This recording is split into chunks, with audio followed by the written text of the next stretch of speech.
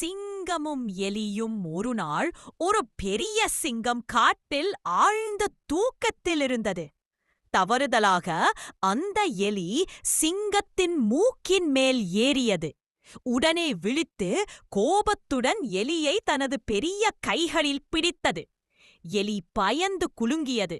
அது சொன்னது, அரசே, தயவு செய்து என்னை விடுங்கள். நான் இப்போது சிறியவளாக இருக்கிறேன். ஆனால் ஒரு நாள் உங்களுக்கு உதவியாக இருப்பேன். சிங்கம் சிரித்தது. நீயா உனக்கு உதவப் போறே? சரி, போகலாம். எலியை விட்டுவிட்டது. ஒரு சில நாட்களுக்குப் பிறகு சிங்கம் வேட்டைக்காரர்களால் வலைக்குள் சிக்கியது. பலத்த குரலில் கர்ஜித்தது. அந்த சத்தம் கேட்ட எலி ஓடி வந்தது. அது தனது கூர்மையான பற்களால் வலை கடித்து சிங்கத்தை விடுவித்தது. சிறியவனாக இருந்தாலும் உன் மனசு பெரியது.